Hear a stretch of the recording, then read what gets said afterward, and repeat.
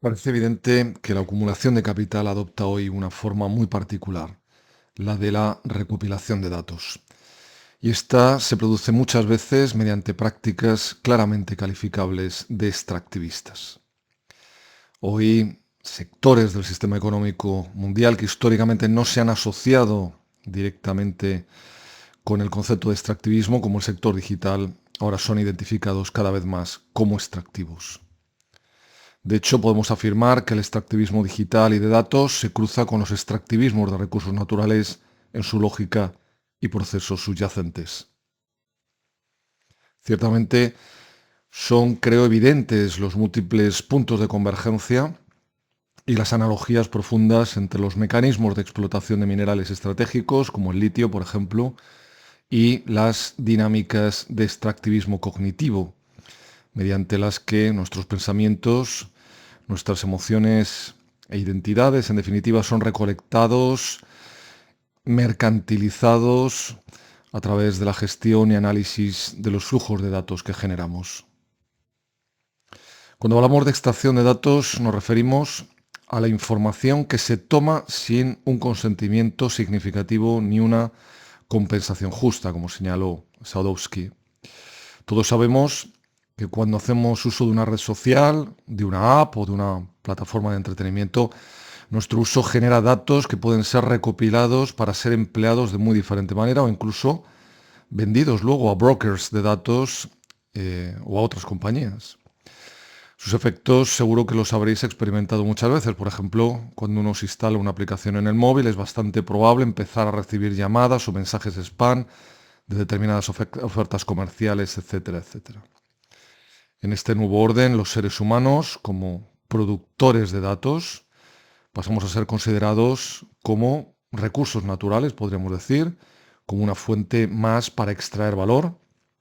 siendo el análisis de todo ello, creo, esencial para entender las relaciones de poder que vertebran hoy el ecosistema digital. Hay que tener en cuenta que desconocemos en qué pueden acabar empleándose esos datos y qué amenazas o qué riesgos puede ello suponernos. En una cultura en la que la calificación crediticia basada en datos personales, es decir, la llamada discriminación algorítmica, probablemente acabe siendo más y más determinante en el futuro. Pensemos, por ejemplo, en proyectos con clarísimo potencial distópico, como es el caso de Sesame Credit, un sistema de calificación crediticia que puntúa a los ciudadanos chinos basándose en datos, su comportamiento de gasto, sus hábitos, sus infracciones, intereses, afiliaciones, etc. Con estos sistemas, una puntuación alta podría quizá mejorar las posibilidades de encontrar trabajo, abaratar un seguro de salud o ser considerado digno de confianza para un banco para obtener, por ejemplo, un préstamo. Distopías que han sido, como sabéis, muchas veces ya tematizadas en la cultura popular y en la ciencia ficción. Quizá esto os recuerde, por ejemplo, a ese episodio titulado Caída en picado, Nosedive, de la serie Black Mirror, que se estrenó en octubre del año 2016 y que dirigió el británico Joel Wright. Un episodio que exploraba una sociedad obsesionada con las calificaciones sociales, donde cada interacción cotidiana era puntuada online a través de una plataforma y que determinaba el estatus de esas personas en función de esa puntuación que podía subir o que podía bajar según el comportamiento de cada cual. Sea como fuere, lo cierto es que nuestros datos en manos ajenas nos pueden llegar a hacer muy vulnerables, algo que también afecta a los demás con los que interactuamos online. Hay que tener en cuenta que la utilización de esos datos para el análisis estadístico, para el análisis predictivo, con la intención de incrementar también la eficacia de los algoritmos o para servir de base para el entrenamiento de modelos de inteligencia artificial es enormemente lucrativo. No es por ello exagerado que se afirme que los datos son el nuevo petróleo, que los datos son el combustible de la nueva economía. Y como no podría ser de otro modo, el fenómeno de la datificación y el extractivismo de datos y sus efectos lleva mucho tiempo ya siendo tema central en las prácticas artísticas, en el desarrollo del arte contemporáneo, en una muy interesante y nueva confluencia entre arte y activismo. Son ya, de hecho, muy numerosos los proyectos de comisariado centrados precisamente en estas cuestiones, entre las que quizá podremos destacar, entre otros muchísimos proyectos como Poetics and Politics of Data, un proyecto comisariado por Sabine Himmelsbach en el GEC de Basel en el año 2015, Big Bang Data en el CCCB de Barcelona en el año 2014, o Datum Soria, el retorno de lo real, comisariado por Zanga para el Cronus Art Center en Shanghai y luego para el ZKM de Karlsruhe. El interés por parte de comisarios y de artistas de estas cuestiones responderían al hecho de que no solo necesitamos una crítica política y una ética del uso de datos, es decir, lo que conforman hoy los ejes centrales de los llamados Critical Data Studies, sino que también necesitamos una poética que nos ayude a reflexionar sobre los procesos de producción de subjetividad en esta economía, en esta sociedad cada vez más dirigida por datos. Hay que tener en cuenta que el promedio de algo más de 50 gigabytes de datos que producimos mensualmente en las sociedades de más elevado consumo, mediante nuestras interacciones con plataformas y dispositivos digitales, conforma un registro muy completo de nuestras necesidades, de nuestros intereses particulares, de nuestras preferencias personales, de nuestras afinidades emocionales, así como incluso de nuestros datos de salud y actividad física, si es que hacemos uso de apps y de apps deportivas. Nuestra huella digital diaria brinda mucha información sobre aspectos fundamentales de quiénes somos, de cómo es nuestra vida, de cómo nos gustaría que fuese y de los problemas que queremos o debemos superar a diario. Somos plenamente conscientes de que muchos de esos datos los ofrecemos en abierto, pero desconocemos para qué están siendo empleados muchos otros datos. Y hoy las aplicaciones de inteligencia artificial abren otra vía susceptible al extraccionismo de datos con un extraordinario potencial económico. Lo que podrán llegar a hacer las corporaciones de IA con la infinidad de datos que estamos dejando en nuestra interacción con las apps, con estos chats de inteligencia artificial, a los que les preguntamos y contamos todo tipo de cosas acerca de nuestra vida, es aún difícil de imaginar. En todo caso, no hay que olvidar que la recopilación de información personal forma parte del modelo de negocio de Internet desde sus inicios, aunque su importancia, que duda cabe, se vio exponencialmente incrementada con la llegada de los social media a principios de siglo. De hecho, hoy, ya en plena era del extractivismo digital, las plataformas sociales han devenido ante todo gigantescos recolectores de datos personales. En realidad, el desarrollo del llamado capitalismo de plataformas se basa precisamente en incrementar la eficacia en la extracción y explotación de los datos. Para ello, la consigna es conectar a los desconectados y mantenernos a todos la mayor cantidad de tiempo posible en apps y plataformas, generando más y más datos sobre nosotros mismos y también, colateralmente, también generando datos sobre los demás.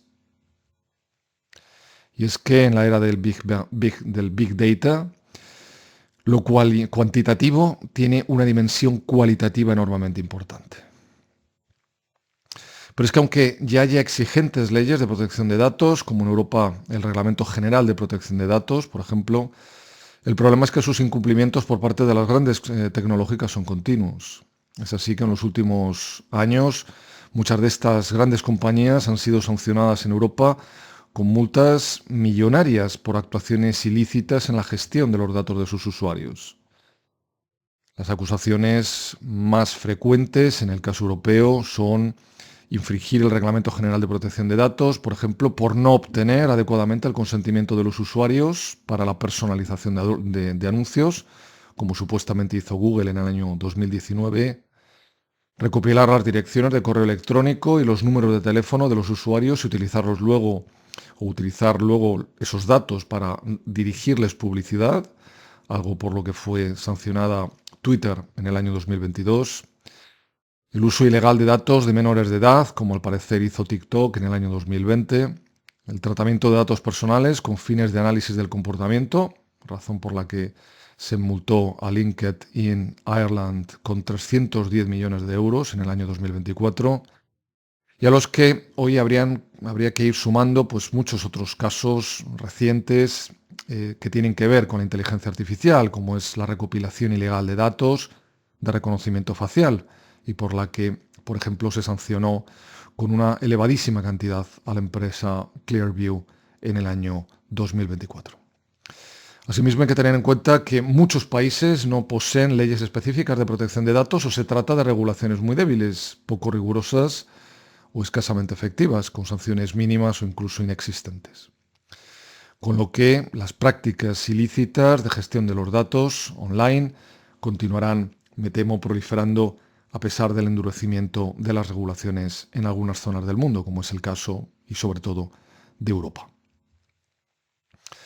En definitiva, los datos son hoy las nuevas materias primas que están ahí para extraerse. Podemos decir, utilizando la terminología de Heidegger, ¿verdad?, que nuestros datos conformarían una especie de reserva a modo de existencias explotables. Y tratando de evitar las connotaciones negativas que tiene identificar los datos con el nuevo petróleo, con los combustibles fósiles en general, los gestores de las grandes corporaciones de Internet prefieren asociar los datos con los recursos inagotables, con los recursos verdes, como la radiación solar. No obstante, eso no puede servir para camuflar que las prácticas de extractivismo digital también son esquilmadoras, no de los datos en sí mismos, ciertamente inagotables, sino del contexto en el que estos datos son producidos. Es decir, lo que esquilman estas prácticas extractivistas es, en el fondo, en última instancia, nuestra privacidad. Es verdad, insisto, en que las leyes de protección de datos han proliferado y son cada vez más efectivas. Sin embargo, hay que tener en cuenta que para estas corporaciones la información personal se va a concebir siempre legal o ilegalmente como parte del precio del intercambio en línea. Además, estos mecanismos, estos avisos, estas pantallas que tratan de proteger nuestros datos y que nos asaltan continuamente en nuestra navegación, acaban siendo experimentados, ¿verdad?, por todos como molestos impedimentos para el uso de nuestros dispositivos y por ello finalmente siempre solemos aceptar ansiosa e irreflexivamente las condiciones que se nos imponen de modo automático y sin leer los términos de uso de esas aplicaciones o plataformas. Y de hecho hay varios proyectos online de gran interés que tratan precisamente de esto, de concienciarnos de esta situación, como es este titulado Terms of Service, Didn't Read, que podéis consultar o en el que podéis consultar un resumen de estas condiciones y términos de uso de las plataformas y apps más utilizadas, esas condiciones que no solemos leer y que son en muchos casos claramente abusivas o están al borde de la ilegalidad. Dada la importancia de todo lo relacionado con los términos de uso de las plataformas, llevamos muchos años ya viendo su tematización crítica en el ámbito del arte. Un ejemplo pionero de esto sería esta obra de Linda Helfand en Second Life, titulada Participación 0.0, parte 1, una obra del año 2007, que consistía en la instalación, como ves, de 112 vallas en ese metaverso de Linden Labs, Second Life, y que en su conjunto no mostraban sino la totalidad del texto de los términos de uso de ese entorno digital y que por lo general todos los usuarios aceptábamos sin leer detenidamente. Vallas publicitarias que podrían considerarse una especie de graffiti jurídico temporal, una especie de obra de arte público reivindicativa y suscitadora de toma de conciencia sobre las condiciones de uso de un determinado espacio público digital, en este caso, como digo, un metaverso. Una obra, por cierto, incluida en el ya mítico y pionero proyecto de comisariado Antisocial Networking, ideado por Jeff Cox, actualmente, por cierto,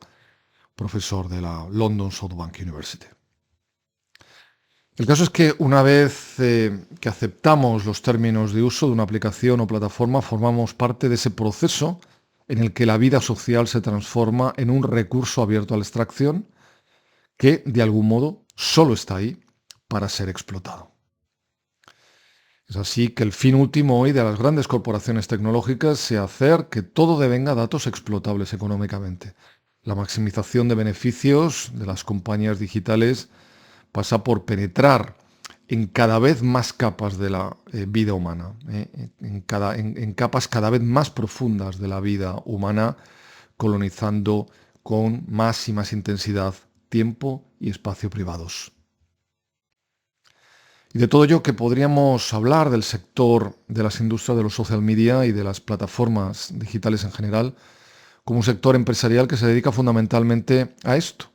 que se dedica fundamentalmente a la cuantificación social basada en un permanente proceso de datificación algorítmica, de cuantificación del mundo de vida. Esta cuantificación, esta datificación, definiría de alguna manera esa nueva condición que es propia de la era digital y que, como sabéis, David Brooks denominó como dataísmo en un texto de febrero del año 2013. Con todo ello, las compañías digitales van construyendo así lo que podríamos considerar ya como un nuevo orden, optimizado para la creación de valor económico a través de la extracción continua de datos de nuestras interacciones con los dispositivos digitales. Y es así que el concepto de extractivismo digital al que le estamos dedicando esta sesión estaría directamente ligado a otros términos como los de panóptico digital, capitalismo de la vigilancia, cultura de la vigilancia, evidenciándose además las muchas similitudes entre dataísmo y colonialismo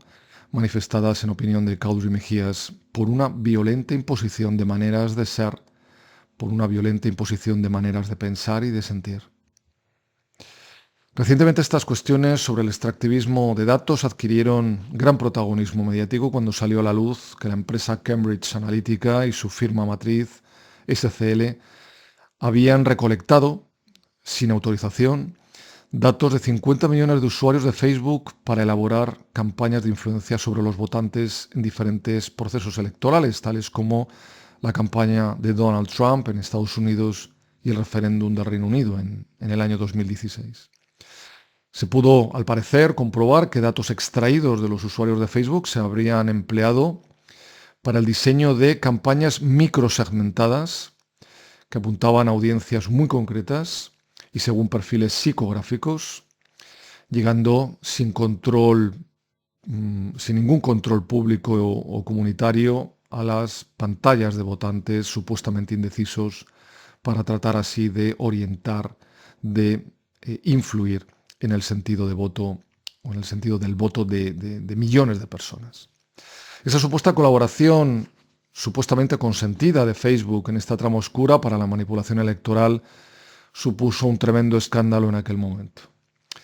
Cambridge Analytica habría hecho uso, como digo, de millones de datos de esta red social para crear perfiles psicológicos detallados, buscando personas permeables a los cambios de opinión para luego influir en su voto a través de noticias falsas, de prácticas de selección parcial de información destinada a estas personas, etcétera, etcétera. En cualquier caso, y más allá de estos usos electorales, es evidente que el extractivismo de datos alimenta la división de los usuarios de las plataformas y apps en comunidades estancas, en públicos cada vez más aislados, podríamos decir, en cámaras de ecos y jugando en todo ello un papel esencial o especial, las llamadas burbujas de filtros, ¿verdad? Esos sofisticadísimos mecanismos que nos llevan también a una visión cada vez más psicomórfica de la realidad, como diría Bauman, y con las que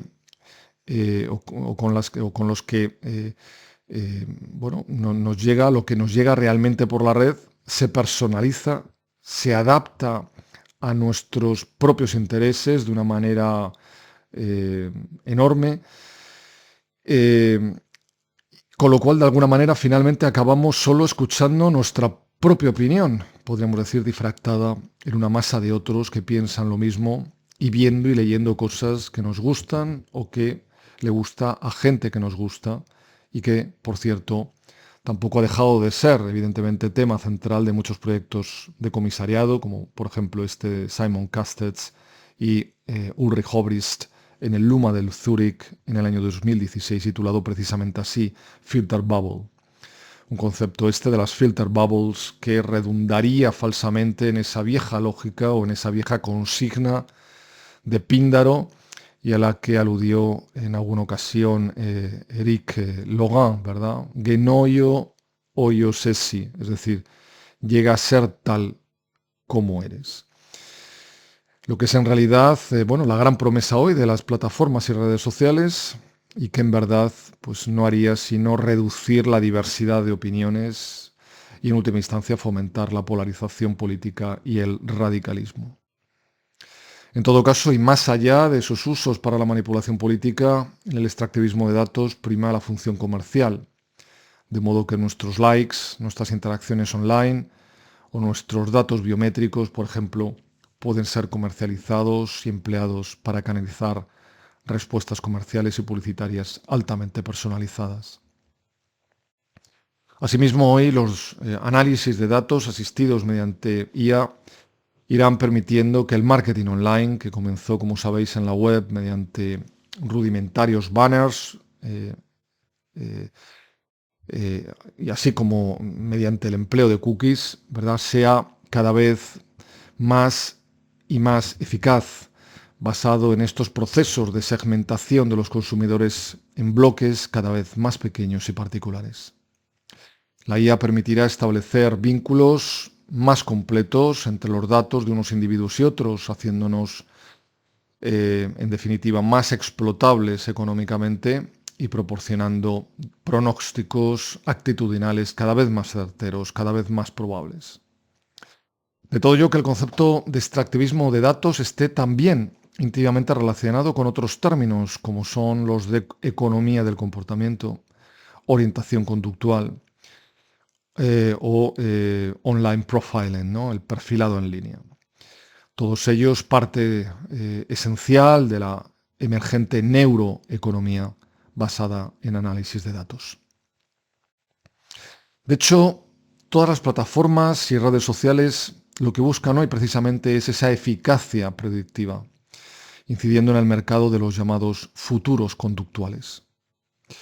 En suma, la combinación de Big Data y de las inmensas capacidades de procesamiento de la IA abren infinidad de puertas a nuevas formas de psicometría. Por otro lado, la hipótesis de que el comportamiento de un usuario puede predecirse en función del análisis de sus datos evidencia la naturaleza, evidentemente, conductista de las lógicas dataístas. Y creo que aquí es fundamental subrayar que la racionalidad digital dataísta pone su centro no en la conciencia, sino en las acciones, muchas veces apenas conscientes, como son las derivadas de la adicción digital o de nuestras costumbres y hábitos más automatizados en nuestra relación con las pantallas, así como en todo lo que tiene que ver con la escala, digamos, supraindividual de la física social de las interacciones digitales. Y para ello es necesario que todo, como digo, devenga datos computables, sea registrado o deje trazas en la infosfera. Tengamos en cuenta que la capacidad de los sistemas para anticipar o predecir las conductas futuras de un determinado usuario con un cierto grado de fiabilidad depende tanto del nivel de integración como de la diversidad y riqueza de las diferentes dimensiones de información que conformen su perfil de comportamiento. Y volviendo de nuevo al campo de las prácticas artísticas y, como ya he ido comentando en algunos momentos a lo largo de mi intervención, insistir en que muchos artistas asumen un claro compromiso crítico y con todos estos procesos de datificación y extractivismo digital, siendo muchos de sus trabajos claros ejemplos de artivismo digital, es decir, de un nuevo campo de confluencias entre arte y activismo digital, y que incide en el análisis de las prácticas cotidianas, en la tematización de las prácticas cotidianas del llamado living with data, ¿no?, del vivir con los datos, así como en los modos en los que los conceptos de agencia, identidad y autonomía están siendo drásticamente redefinidos. Iniciativas que también cuestionan intensamente los imaginarios de la supuesta emancipación de la ideología dataísta. De modo muy sintético, creo que podemos identificar estas líneas de investigación creativa en torno a cuatro grandes estrategias o cuatro grandes líneas, ¿no?, de trabajo fundamentales. Un primer grupo estaría conformado por las prácticas que manifiestamente plantean estrategias de resistencia ante esta economía de los datos, en lo que podríamos denominar como data activism o incluso extractivism, ¿no? Haciendo uso de este término desarrollado por Willow en el año 2018. Muchas de estas vías podrían ser consideradas también como parte de las llamadas políticas contenciosas de datos, según la terminología que manejan Beraldo y Milan, y en las que podríamos distinguir a su vez dos enfoques, un enfoque reactivo y un enfoque proactivo. Los ejemplos del enfoque reactivo podrían ir desde el más sencillo activismo casero, optando, por ejemplo, por emplear simplemente un sistema operativo que impida o que dificulte la captación de nuestros datos, como es Cubes, por ejemplo, pasando por prácticas que distorsionan los rastros o registros de datos que dejamos en el uso de nuestros smartwatches, por ejemplo, y nuestras apps, mediante la generación de datos falsos y como se proponía, por ejemplo, y no sin humor y con un cierto tinte duchampiano, ¿verdad?, en el proyecto Unfitbits de Tega Bryan y Surya Matsu y que vemos en la imagen. Un proyecto que, por ejemplo, pues mediante la colocación de estas pulseras deportivas en aparatos que estén continuamente moviéndose, como es este metrónomo, genera datos falsos de nuestra actividad física, tratando de alguna manera así de engañar, por ejemplo, a las compañías de seguros que emplean esos datos para calcular el coste, por ejemplo, de las pólizas de seguros de salud. Hasta llegar, podríamos decir, a prácticas mucho más complejas, más elaboradas, como las que tienen que ver con el diseño de patrones visuales disruptivos, como es el caso del proyecto de Adam Harvey y C.B. Dazzle, centrado en el diseño de camuflajes de rostro para evitar ser perceptible para las máquinas de visión asistidas por la inteligencia artificial. Otros ejemplos que podríamos poner en relación a todo esto y entre los pioneros, entre los primeros en abordar estas cuestiones, sería, por ejemplo, el proyecto TraceNoiser del año 2001 del colectivo LAN, un programa en realidad basado en Internet que protegía los datos personales del usuario falsificándolos y creando perfiles de usuarios inexistentes. TraceNoiser generaba, por tanto, desinformación personal, entendiendo que crear identidades oscuras o ficticias online sería la única vía con la que uno puede o podría limitar el grado de vigilancia al que ya hoy estamos continuamente sometidos. Un proyecto mucho más reciente también sobre la cuestión de los datos falsos es Unreal Data, Real Effects del colectivo berlinés Median Gruppe Bitnik, un programa de comisariado del año 2024 en colaboración con el Instituto de Arte Contemporáneo de Ljubljana, y en donde se incorporaban o se recogían proyectos o prácticas artivistas centrados en esta cuestión de los datos irreales, ¿no? Como son, por ejemplo, los trabajos de Simon Weckert, como este titulado Google Maps Hacks del año 2020, y que mediante, como veis, acumulaciones de móviles conectados a Google Maps conseguía crear datos falsos de zonas atascadas de tráfico para que Google Maps recomendase a los conductores desviarse por otras carreteras de la ciudad, otras calles de la ciudad, quedando finalmente estas zonas sin coches y plenamente disponibles para los peatones. En cuanto a las prácticas proactivas del activismo de datos y en las que se busca un cierto empoderamiento mediante datos, estas incluirían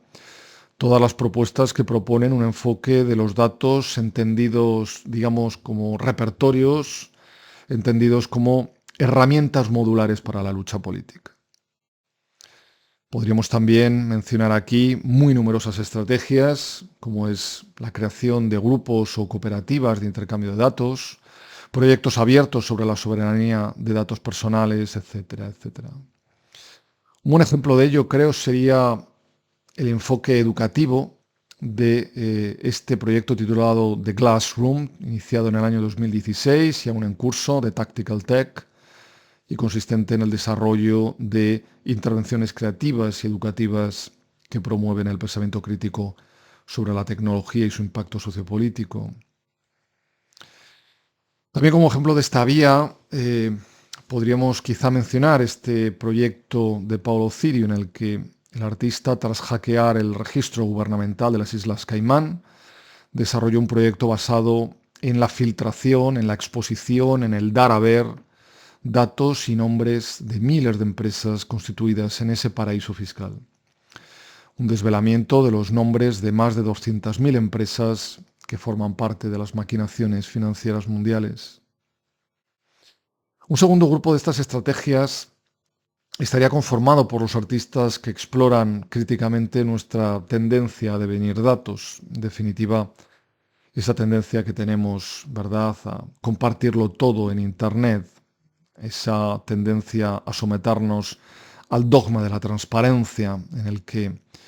en última instancia se basa los modelos fundamentales de negocio digital. En definitiva, ese, digamos, someternos a la consigna de que para ser consumidor primero hay que ser producto, como nos advertía Bauman en el año 2007. Esa consigna que hoy todos ya en mayor o menor medida acatamos. Y aquí podríamos recordar, por ejemplo, trabajos pioneros de NetArt como Live Sharing del año 2000-2003 y en el que los artistas Eva y Franco Mates ofrecieron a todo usuario de Internet que lo desease acceso libre a su propio ordenador. Sin contrastes ni verificaciones, de forma gratuita y durante las 24 horas al día, incluyendo su correo electrónico. Un proyecto podríamos decir, de performance abierto, que llevaba a cabo una extrema intensificación de esa ya generalizada pérdida de control sobre nuestros datos e informaciones privadas en Internet, así como también una tematización muy radical de su posible utilización, de la posible utilización de esos datos para fines del todo imprevistos. Otro buen ejemplo, también pionero, sería el proyecto Tracking Transscience, comenzado en el año 2002. Es un proyecto de Hassan Elahi, y en el que se llevaba la vigilancia basada en la geolocalización a un nivel extremo, autoexponiéndose públicamente por parte del artista en numerosos aspectos de la vida cotidiana de Elahi, mediante un sistema que creaba una base de datos abierta con imágenes e información de ubicación del artista en tiempo real,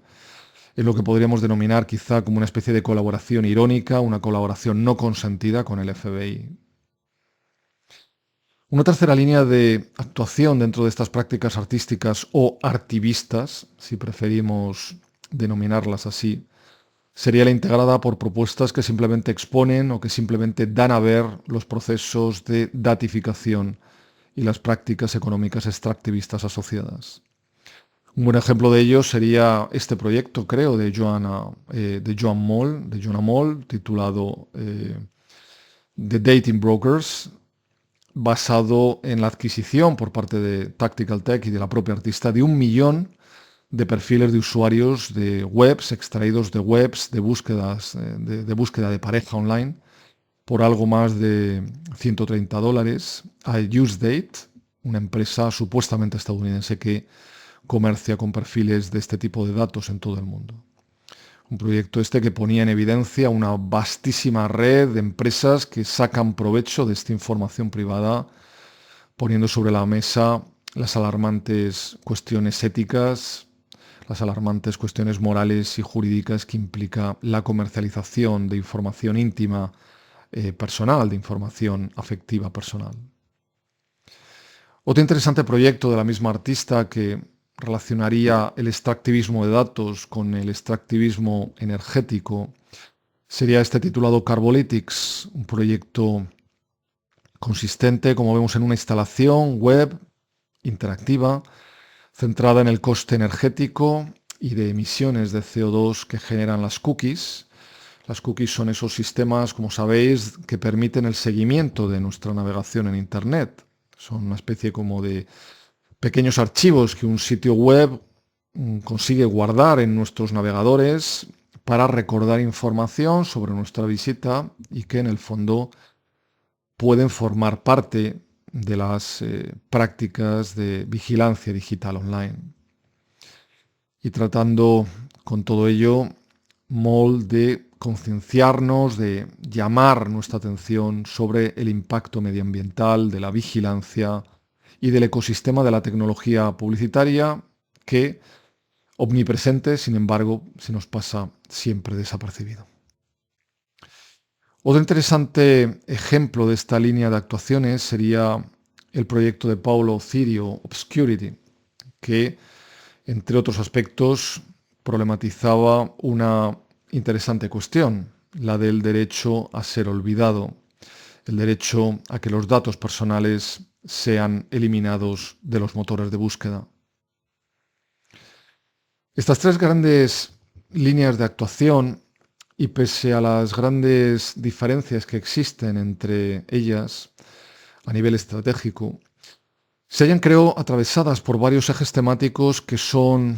eh, comunes a todas ellas y que voy a tratar de resumir muy brevemente.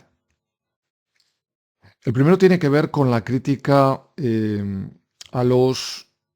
argumentos que, basados en el beneficio de la humanidad, tratan de defender las corporaciones que practican estas dinámicas extractivistas de datos. Pues frente a todos los peligros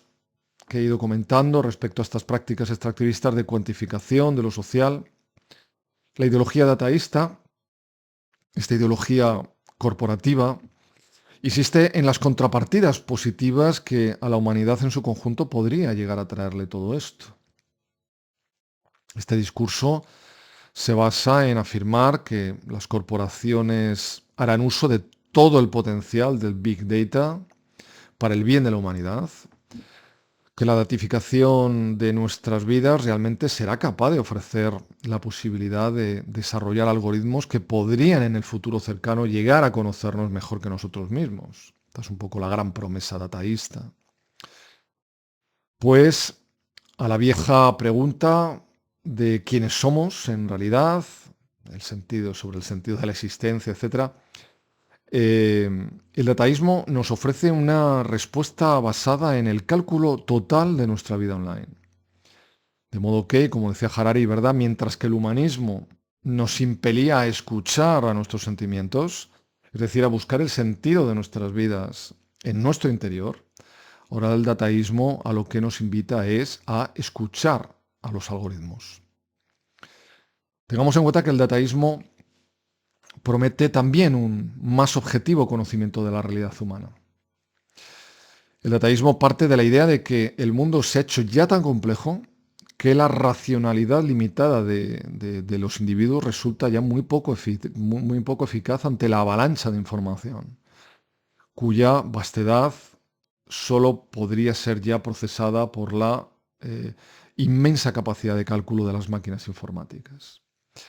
Y claro, desde esta perspectiva, y para las epistemologías datacéntricas, son los algoritmos, o serían los algoritmos los únicos que podrían entender sin ambigüedades, entender objetivamente la realidad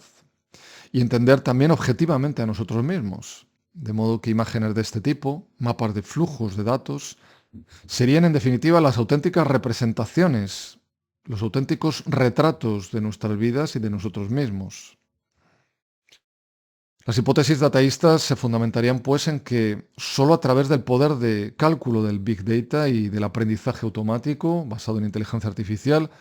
podrá algún día llegar a alcanzarse un estadio superior de conocimiento humano. El dataísmo adoptaría así un enfoque, podríamos decir, estrictamente funcional de la humanidad, tasando el valor de las experiencias humanas según su función en los mecanismos de procesamiento de datos.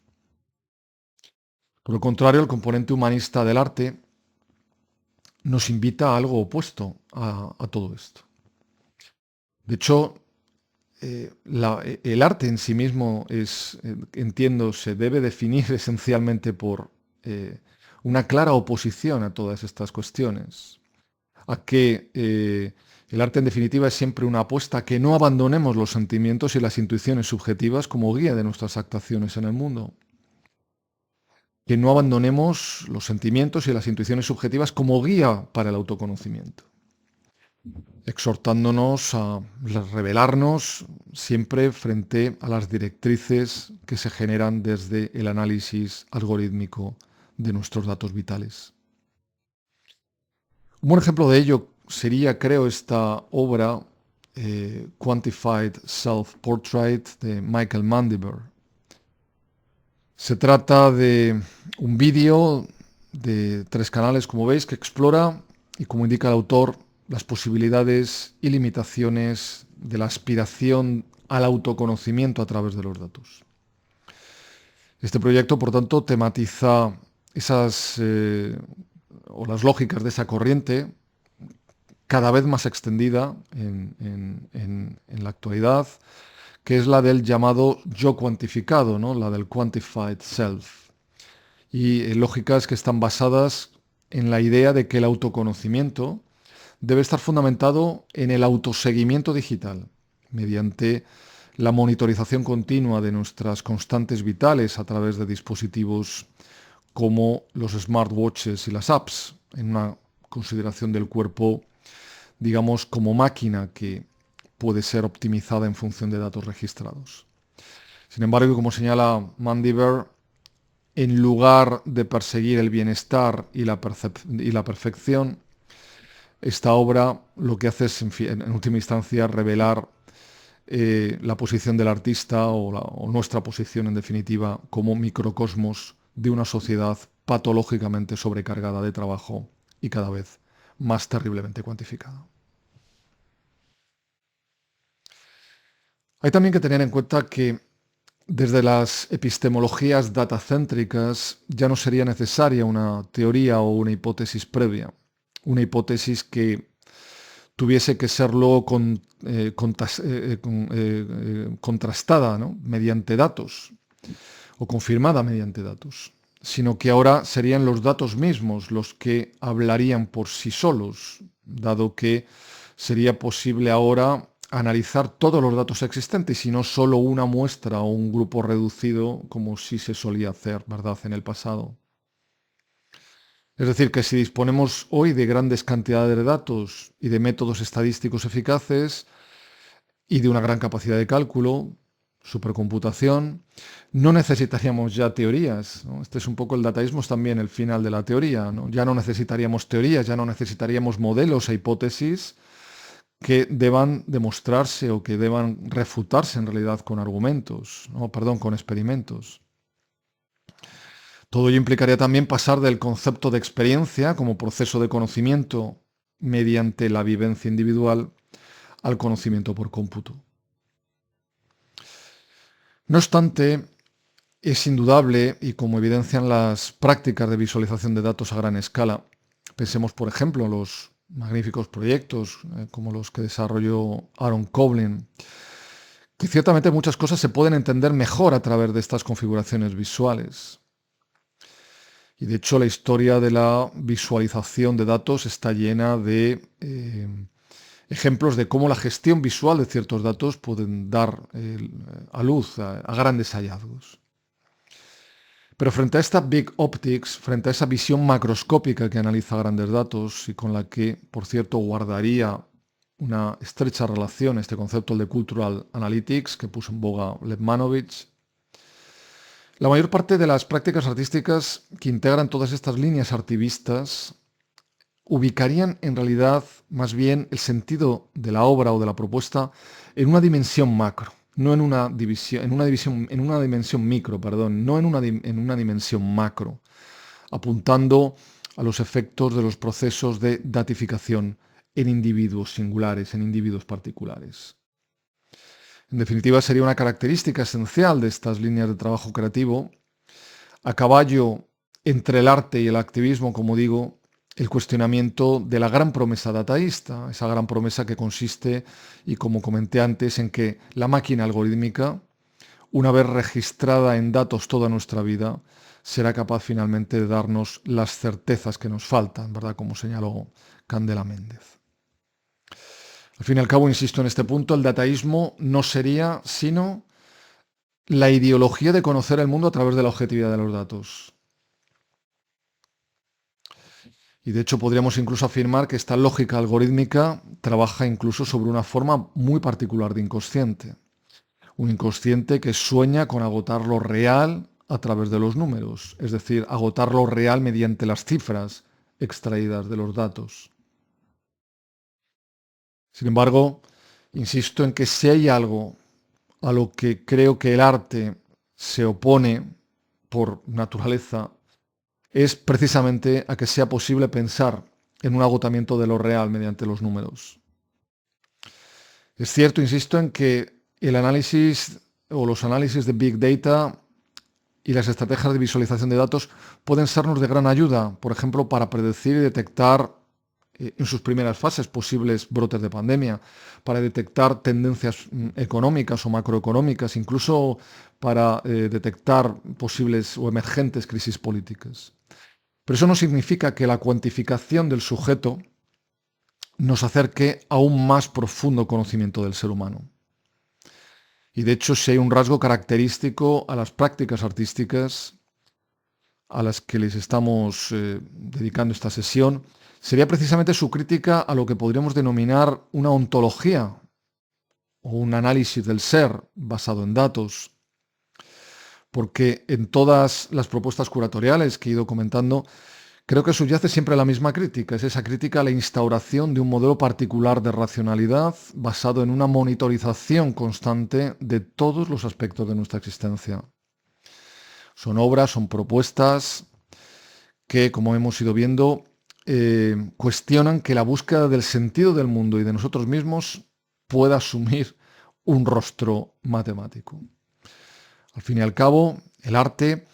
como práctica de invención de formas de libertad y como práctica de invención de formas de ser libre y de pensar y sentir libremente,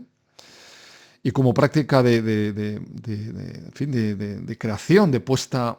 en existencia de espacios donde también experimentar esa libertad, se opone directamente a que los algoritmos sean los que nos digan quiénes somos, qué debemos hacer o qué nos hará más felices.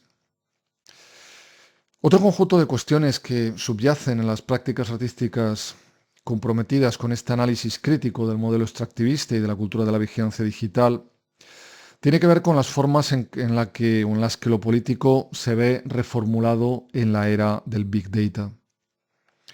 Son muchas las reflexiones sobre cómo estamos atendiendo a la instauración de una infocracia, que algunos ya han denominado como una postdemocracia digital, y en la que la emancipación se ve sustituida por procesos de optimización, por continuos procesos de optimización de procesos.